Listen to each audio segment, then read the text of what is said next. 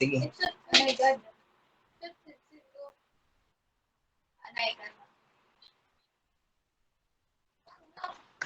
Oh my God. No, no. Wait lang may makita. Nakikita na. Ayaw na nag-click. Bakit na rin? Full screen. Oo, Mikay. A request for a minute of silence for the opening prayer to be led by my partner, Mr. Saking Chan Michael. Okay, everyone. Let's bow our heads and feel the presence of the Lord. In the name of the Father, of the Son, of the Holy Spirit. Amen. Um, Thank you, Lord, for this day. We ask your guidance, and we hope that we facilitate well and make our classmates understand our topic. Our Father in heaven, hallowed be thy name. Thy kingdom come, thy will be done on earth as it is in heaven. Give us this day our daily bread and forgive us our trespasses as we forgive those who trespass against us. And lead us not into temptation, but deliver us from evil. Amen. In the Father, the Son, and the Spirit. Amen.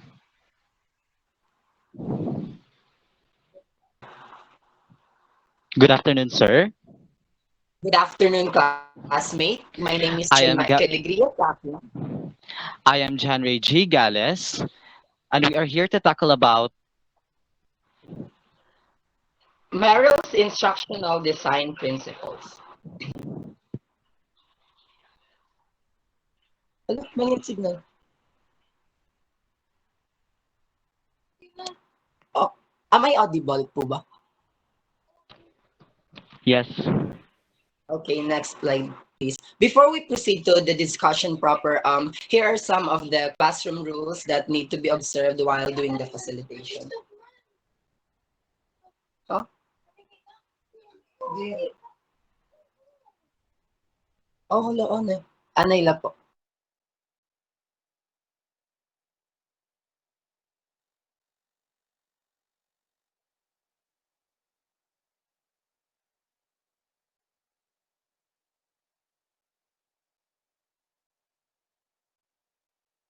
Oh, okay, okay. Sorry for that, ano po, interruption. So, okay, again, before we proceed to the discussion proper, here are some of the classroom rules. Next slide, please. The first rule is listen to the discussant. Pay attention while we are talking because um, we put an effort to discuss our topic to you guys. So please listen to us. And the second one is open your camera until the discussion end because we noticed on the previous facilitations there are students that are being inactive and we are requesting to open your camera for us to be sure if you are listening attentively. Thank you. And next is participate in the discussion. Last is mute your microphone when you're not talking because sometimes it is the main cause of disturbance in while facilitating. Okay. Next slide, please. But before we start our presentation, let's have an icebreaker first in the top. And it's entitled Guess the Code. Here you can see alphabets and numbers. And I will give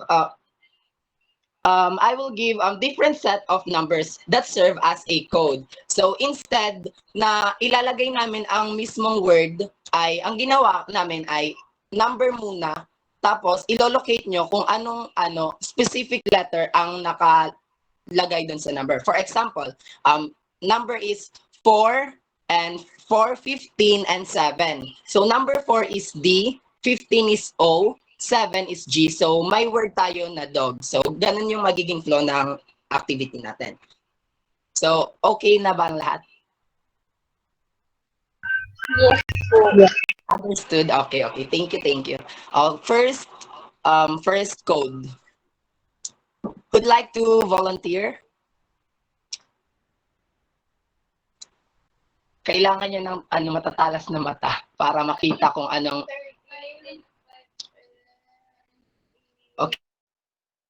Okay, Miss Christine Padigos. Merrill. Again, Merrill po. Merrill. Merrill is correct. So, thank you. That's correct. Thank you, Miss Padigos. Next slide po.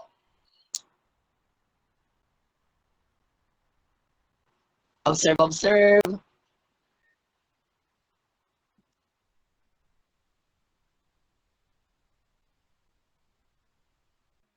Okay.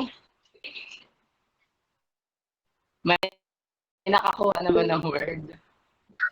Okay, meron na. Sino to? Miss Kimberly. Observation.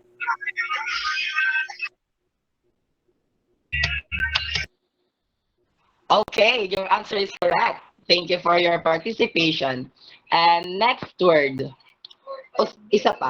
Uh, next slide pa. Press. Okay.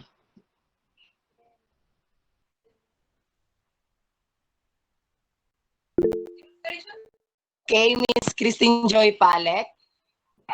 Demonstration. Correct. Let's see if your answer is correct. Yes, it's demonstration. Wow, ang galing ng mga mata nyo, guys. Okay, next, next code. Paunahan to, guys. Paunahan. Okay, may nauna. Mr. Balberino, Application. let's see if your answer is correct. Application is tumpak ganun. Correct. Nice one. And last, code. Sino kayang makakakuha ng last code? Yes, Mr. Pedrique. Innovation. Um, sorry, but your answer is incorrect. But thank you for your participation. Sino makakapagbigay ng tamang word? Yes, Miss Mora. Integration. Let's see if your answer is correct. Integration is correct. Okay, thank you for your participation, Sayang. guys. And those who participated, meron kayong reward mamaya. So, let's proceed to the discussion proper na to be led by Mr. Gales Chanray. Thank you so much.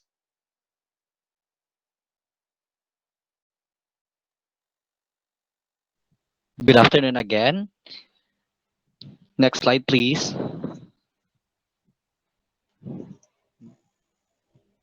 Good afternoon, ma.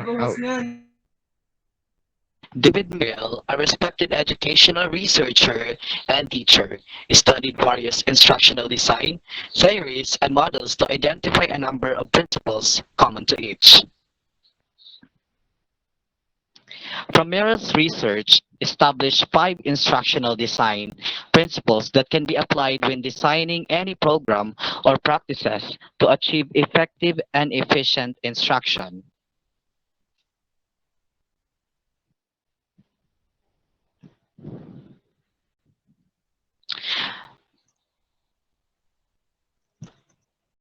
Principle number 1, problem-centered. Problem-centered has 3 phases: show task, task level, and the problem progression.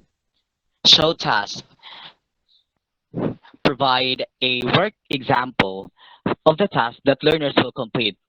Problem-centered learning supports constructivist theories. Learners construct their own understanding by building on their previous knowledge and experiences. A good example here is that what Mr. Sacking did earlier. He gives you a task wherein some of you participated.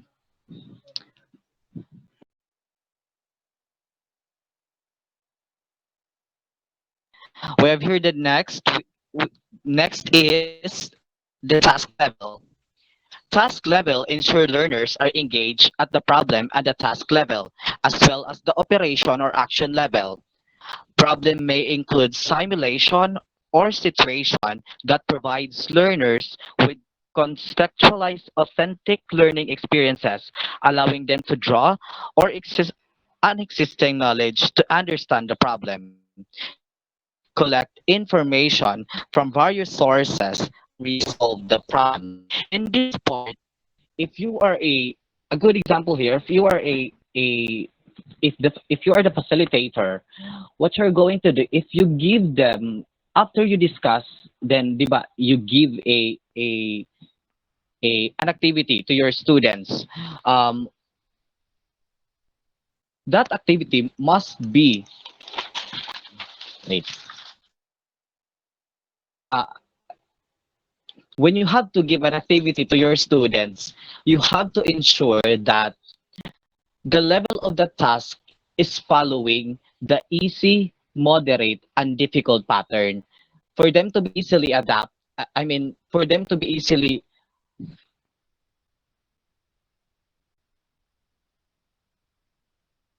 um, by following the easy, moderate, and difficult pattern, just like what we did earlier.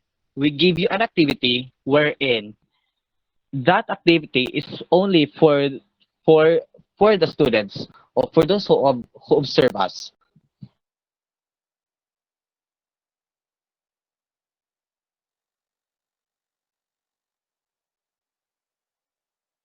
Problem centered.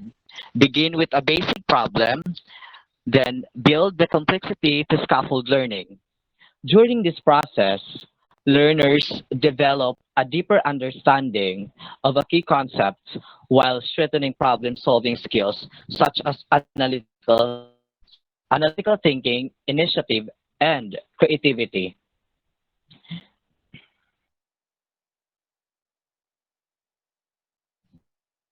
So in this portion, the facilitator will give na an activity wherein it would help the students to scaffold their learning. When we say scaffold, it is a teacher method wherein um, it guides the students by gradually reducing teachers' assistance. So you as a student, you have to answer that that activity with your own kasi by your own by simply following or um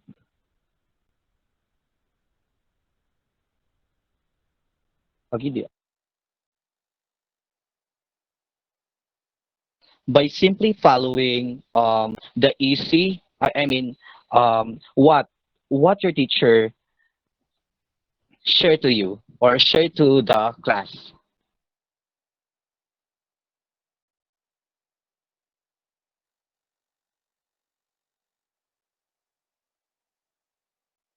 Next slide please. The principle number 2, the activation. There are three phases of activation. Can someone read the first one please?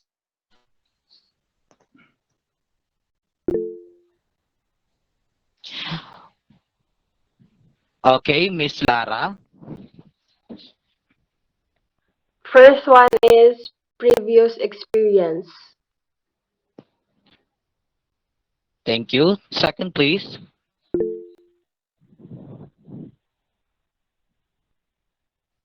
Okay, Mr. Sawaan.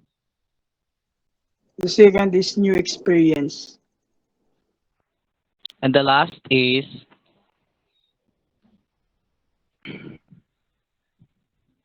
when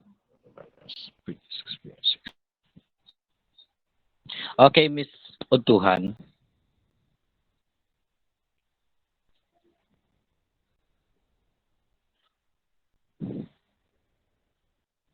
Ako na lang. Last is structure. I would like just to remind everyone who will be participating in this session will be automatically exempted hit quiz. Next please. previous experience. Tap into learners' existing knowledge experiences. Then identify where the learners are able to are up before introducing new content to help them link and meld the old with the new, revise and activate learners' previous knowledge on the topic to prepare them for building on the topic.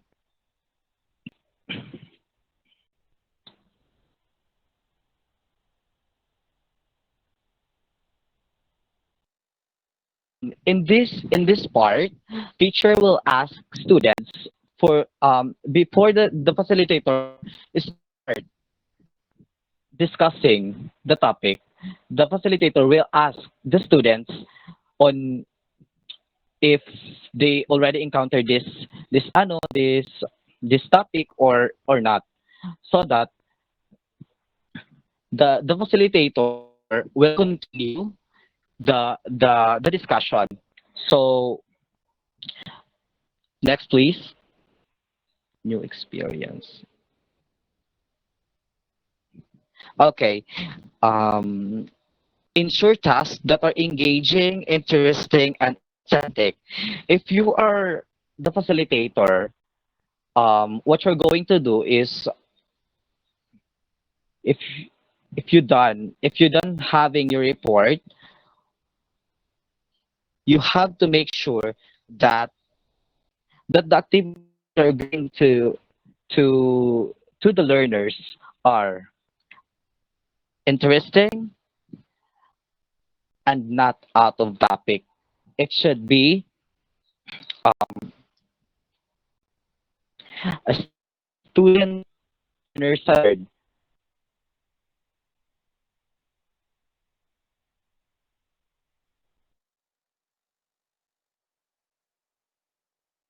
Okay, next. Structure. Begin with the topic, with the basic problem, then build the complexity to scaffold learning.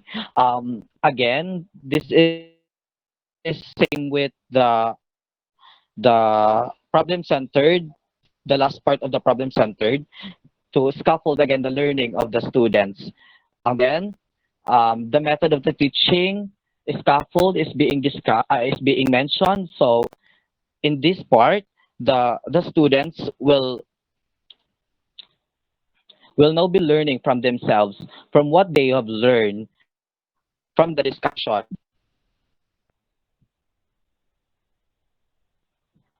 Okay, next.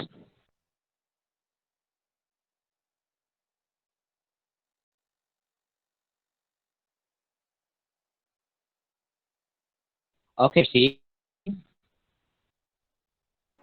Okay. Thank you so much. Thank you so much, Mr. Gales.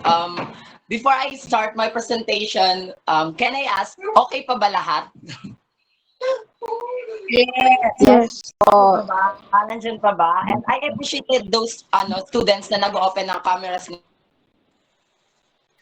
And I appreciate those students na nag-open ng cameras nila, such as Mr. Sawaan, Miss Balberino, Royo Gisha, Christine Padigo, Sagarap. Thank you so much, and I appreciate that. Okay, let's move on to the Can you discussion. Principle number 3. Principle number 3 is demonstration. So the question is, what comes to your mind when when you heard the word demonstration? Anyone?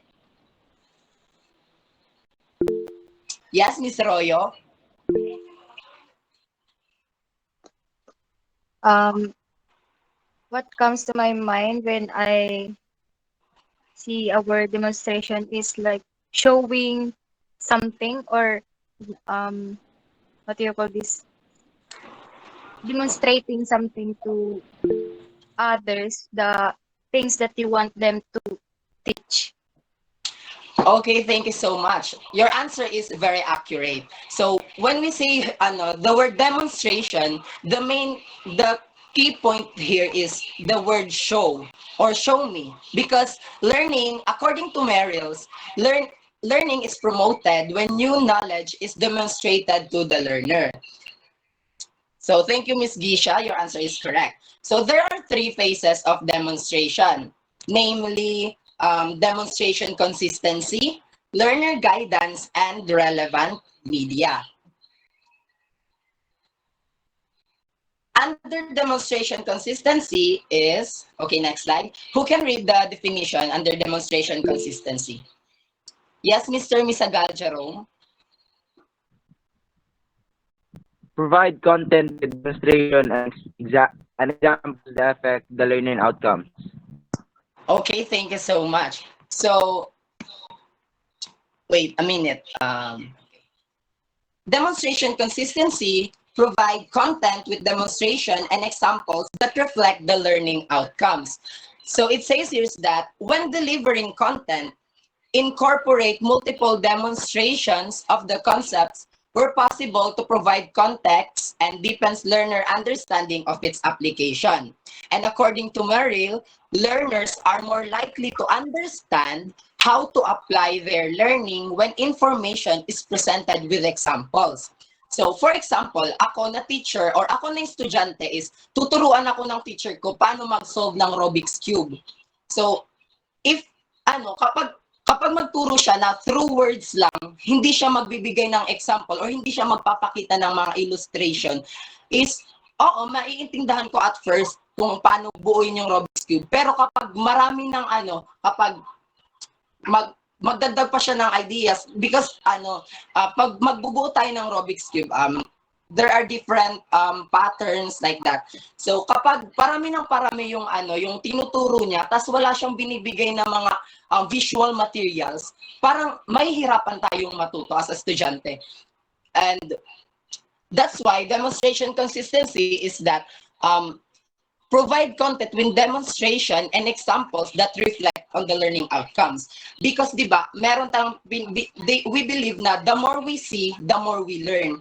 Kasi kapag turuan lang tayo without examples is different yung understanding na tinuruan tayo with examples. So kapag I have a question. So saan tayo mas mabilis na matututo? Kapag tuturuan ka lang through words o tuturuan ka through words with examples? Anyone? Yes, Ms. Balberino? Through words with examples or demonstration. Correct. Kasi mas mariretain kasi sa atin kapag tinuturuan tayo tas meron pinapakita sa atin. Okay. Next slide. The learner guidance. Who can read? Ms. Hagarap Rose Ann? Learner guidance provide multiple representations of ideas, concepts, and perspectives. Okay, thank you. So in learner guidance, under learner guidance, Merrill says that multiple examples allow learners to compare different perspectives. Di ba nga, we have different intellectual capacities. So kapag merong isang estudyante, hindi siya mabilis matuto, pero yung isang estudyante is mabilis siyang matuto. So example muna to, like sa mathematics na field, nagbigay ng example yung teacher natin. So unang example na binigay niya, nakuha ko pero hindi nakuha ng katabi ko. Tas nagbigay ulit yung teacher ng another example. Nakuha ko ulit, tas nakuha na niya. Tapos nung nagbigay ulit siya ng another example, mas lalong naintindihan naming dalawa. Nagigets niyo yung point? Yes po. Oh, 'di ba? Multiple examples. When we say multiple examples, hindi lang isa yung ibibigay mo, kundi dalawa o higit pa para mas maintindihan ng mga estudyante kung ano ang gusto natin ituro sa kanila. Kasi meron as a student kapag isang example lang, medyo magigets ko siya or hindi ko siya magigets. Pero kapag marami ng example ang ibibigay sa akin, mas nagigets ko na. So, hindi na ako nahihirapan kung anong gagawin ko sa bagay na to. Like example kanina sa pagbuo ng Rubik's Cube, kapag bigyan tayo ng example na ganito siya buuhin, may iba-ibang klase ng pagbubuo, is madali na sa atin magbuo ng Rubik's Cube, hindi na tayo mahihirapan. That's the point of the second phase of the demonstration. The last one, the relevant media. Relevant media ensure media supports effective learning. Use media that supports effective learning. Some forms of media may compete for learner attention or be noisy whilst others complement and strengthen learning. So, di ba, kapag there are times na hindi accurate yung ginagamit natin sa kung ano tinuturo natin, and there are also times na yung gamit natin sa pagtuturo is nagiging cause ng distraction. Kaya sa under relevant media, kailangan kung anong gagamitin mo is accurate sa tinuturo mo, hindi siya makakasira sa pag-deliver mo ng lesson. So, okay, the three phases of demonstration is demonstration consistency, learner guidance, and relevant media. Next slide. Okay pa ba? Andiyan pa ba lahat?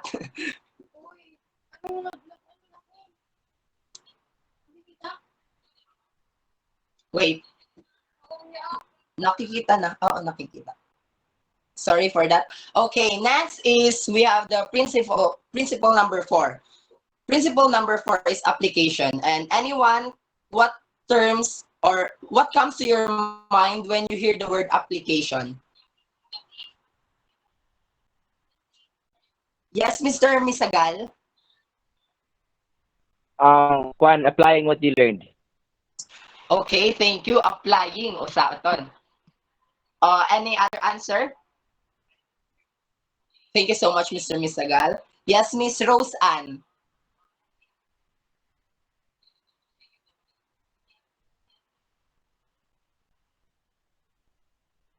Audible pa ba? Sige. Yes, Anil. Sige, okay lang. Take your time. Application is the act of putting to a special use or purpose. Yan. Okay, nice. Act of putting of special use. Basta may term na use and term na apply. So, thank you for your answer. Both of your answers are correct. So, application or let me, ibig sabihin is ako. Hayaan mo kong gawin kung anong kaya kong gawin. Or you are letting your student to do this Isang task. tinawag. Pare ko pa. Sige lang po. Paki-off mic po, di ba? Remember, the fourth rule is off your microphone. Thank you so much. Okay, according to Merrill, learning is promoted when new knowledge is applied by the learner. So, under application, there are three phases of application. Namely, practice consistency, diminishing coaching, and varied problems. So, who can read the definition of practice consistency? Anyone? Yes, Miss Lara. Practice consistency. Align practice activities with learning outcomes. Okay, thank you so much. So, align practice activities with learning outcomes. Ensure the opportunities for learners to practice skills are consistent with the learning outcomes. So, kung ano yung gusto mong, for example, ako gusto kong matutong sumayaw. Ang ibibigay na dapat practicean ko is yung field na kung saan is magbe-benefit sa pagsasayaw. Kasi kapag mag-practice ka ng isang bagay, for example, dancing, tapos yung i-practice mo is through singing or other skills, is hindi na siya ma-align dun sa learning outcomes na gusto nating makuha. So that's the point of the first phase of application, practice consistency. Next is diminishing coaching. Any volunteer? Yes, Miss Bernadette, sayaw. Gradually withdraw coaching to build learner independence. Okay, thank you so much. So gradually withdraw coaching to build learner independence. According to Merrill, build learner confidence by initially providing guidance and then gradually reduce support. So build confidence by initially providing guidance. So at first, kapag gusto natin, kunwari, may imumulta yung estudyante maging magaling sa extemporaneous speaking. So tayo na may experience. So we will initially provide guidance. So at first, tuturuan natin sila. Parang we will serve as their guidance para maging magaling sa extemporaneous speaking. For example, extemporaneous speaking. And then gradually reduce support. When we say gradually, unti-unti.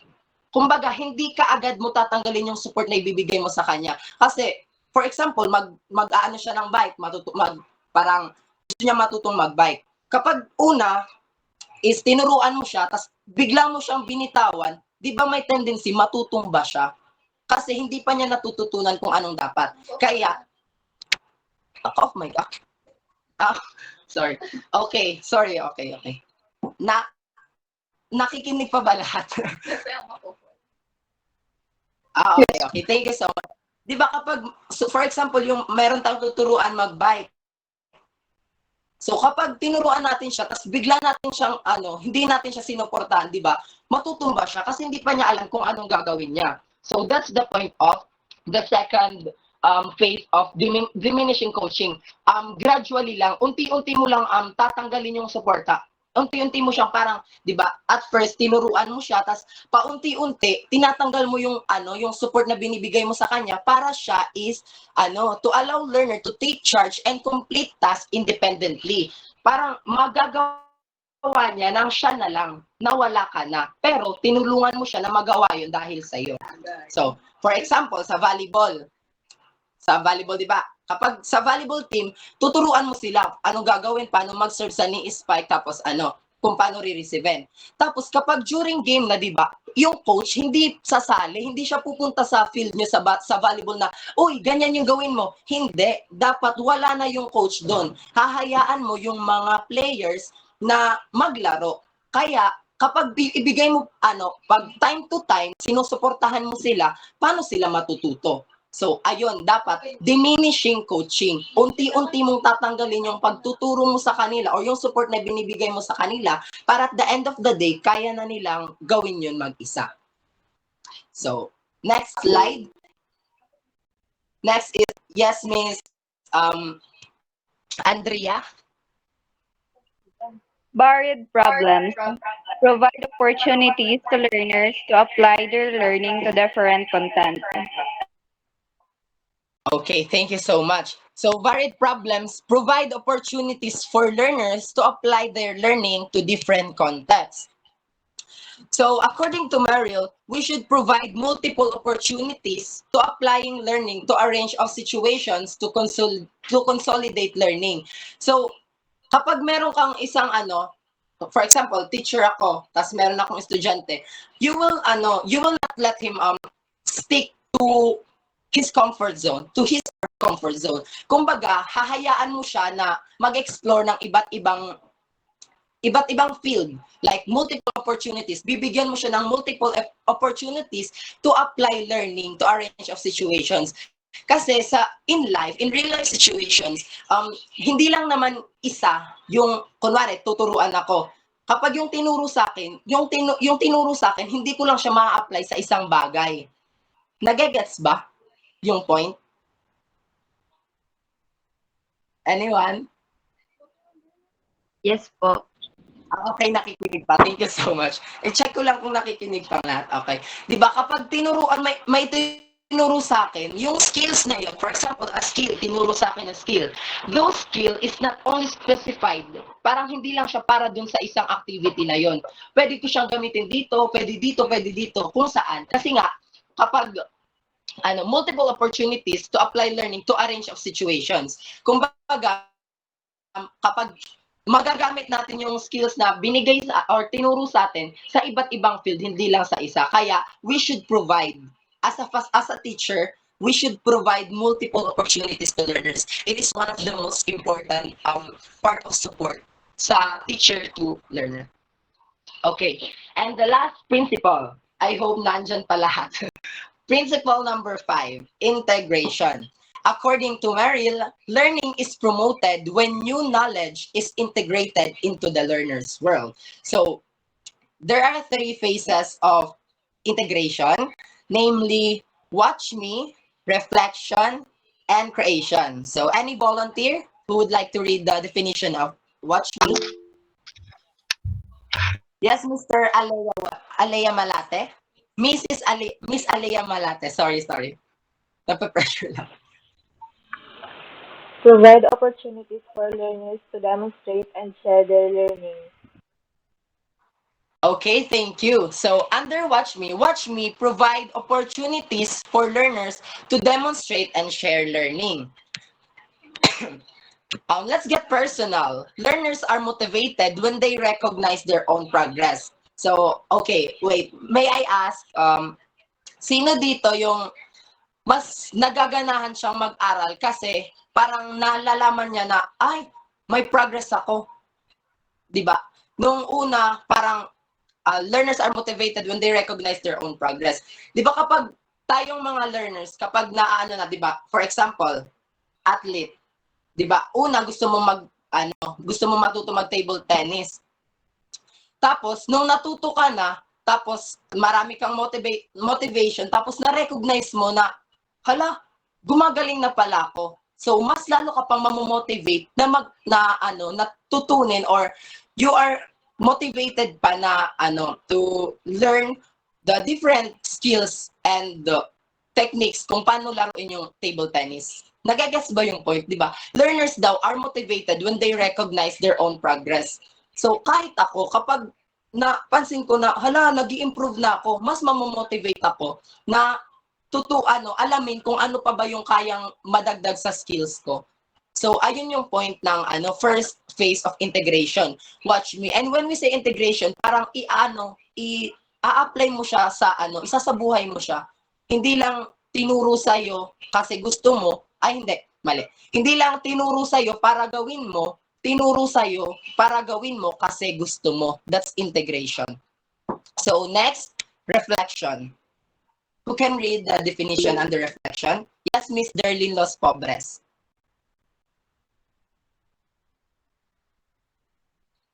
Next slide. Next slide po. Wait, nagkakaroon ulit ng technical difficulties. Sorry for. Wait lang po. Okay, ayan na daw. Thank you so much. Sorry for the guys. Sorry. Nagpapabulig lang kasi ako. Reflection. Include reflection activities to recognize progress. Okay, thank you so much. So, includes reflection activities to recognize progress. According to Merrill, this can occur when demonstrating or sharing their knowledge and skills to others, reflecting on their learning, and transferring new meaning and understanding to their own lives. So, dito, include reflection and reflection activities. So, as a teacher, para mas ma-recognize pa ng, di ba? For example, meron tayong estudyante na magaling sa field of dancing. Para mas ma-recognize niya pa yung progress niya is bibigyan natin siya ng reflection activities. And there are different types of reflection activities. And kapag reflection, di ba, during reflection, doon natin malalaman na kung ano ang pwede pa nating i-improve or kung ano yung dapat pa nating i-improve as a learner. So, ayun yung point ng reflection. Parang sa sarili mo, pwede rin sa sarili mo magre-reflect ka kung ano pa bang kulang ko, saan pa ba ako nagkulang, or may, saan pa ba ako nagkulang, charot? Hindi. Diba? Kapag sa reflection, dun mo malalaman kung nagkulang ka ba sa isang bagay or gumaling ka ba sa ganito, ganyan. Parang, rine-reflect mo yung sarili mo. Kung saan ka pa dapat mag-focus, saan yung dapat mong bitawan. Charat! Tawa lang tawa kapag bitawan, mga love life, mga active kayo. So that's the point of reflection. So let's go to the last phase of principle 5, integration. Yes, Miss Rohero Meca. Encourage learners to transfer their own lives. Okay, thank you so much. Encourage learners to transfer learning to their own lives. Wait, off mic po.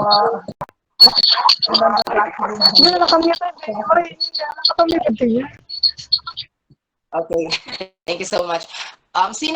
Who would like to volunteer to explain this last phase of integration? Anyone? Meron ba? Encourage learners to transfer learning to their own lives. So, Meron ba? Okay. Kung wala, okay lang din naman. So let's proceed. According to Merrill, when developing your next... Oh, okay. Miss... Oh, okay. When developing your next program, this is the last phase of integration. Encourage learners to transfer their learning to their own lives. As an educator, so future educator, we should always encourage learners to transfer their learning into their own lives. Kasi what's the sense, di ba, na itinuro sa'yo pero hindi mo naman ginawa. For example, tinuruan ka kung paano mag-ipon para umasenso yung buhay, di ba? Example na natin is the real life situations na. Kapag tinuruan ka lang pero hindi mo naman isinabuhay, di ba? What's the sense of that? Parang anong gamit ng demonstration kung hindi mo naman i-apply? Diba? Kung gusto mong yumaman, for example lang kung gusto mong yumaman, kailangan mong gawin. Hindi ka lang makikinig sa kanya. Kailangan mong gawin para ikaw mismo umasenso ka. So as a teacher, our role is to encourage learners to transfer their learning into their own lives para maging independent na sila. Kumbaga, hindi na tayo nila kailangan sa everyday activities nila. Like magiging independent na sila. 'Di ba? Kapag independent na kasi yung bata, is alam na niya kung anong gagawin niya. Pero naging independent sila dahil sa iyo. 'Di ba? Merong ganun. Kaya as a teacher, we should encourage learners to transfer their learning to their own lives para hindi lang siya magaling sa sa application or ano-ano pa diyan, like hindi lang siya magaling sa pagsasagot, hindi lang siyang magaling sa pagbibigay ng examples. Kunwari, yung estudyante is marunong na rin siya magturo, 'di ba? Tinuruan mo siya how to report, how to answer like that, and how to perform example or how to answer extemporaneous speaking. Siya mismo makakapagturo na siya sa ibang estudyante, sa kapwa estudyante niya kung kung in-encourage mo siya na isabuhay niya yung tinuro mo sa kanya. So, galing sa'yo, pinunta mo sa kanya, at yung estudyante na tinuruan mo is nakapagturo rin ng iba. That's the purpose of Merrill's 5 in principles, design, and learning. So, when developing your next program, keep Merrill's 5 instructional design principles top of mind to ensure your instruction is efficient and effective. And that's all for our presentation. Thank you so much, guys. Salamat. Okay, so before that, let's recall first what we have discussed earlier. So, Mr. Gales? Okay. So, who can give the first principle in Merrill's instructional design? Remember, my award yung nagpa-participate. Yes, Miss Derlene. Problem-centered. Problem-centered, correct ba? Oh my God, nakikinig siya. Correct. Thank you for your participation. Problem-centered is the first principle of Merrill. Second, yes, Miss Bernadette.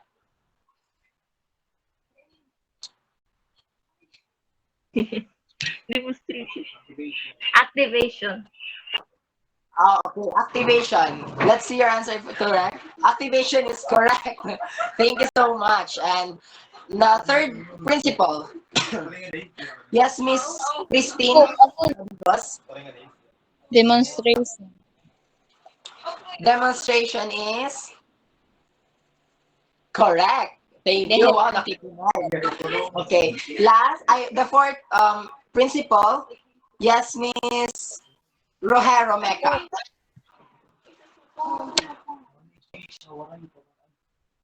Mag-answer na to. Number 4. Application. Application. Application is correct. And the last principle, yung tinakal natin. Yes, Miss Unier. Bench. Integration. Integration is correct. So, again, the 5 principles of Merrill is problem-centered, activation, demonstration, application, and integration. And that's all for our session. Thank you and mabuhay. Thank you, guys. Tapos, Good job. Congrats, guys. Oh my God.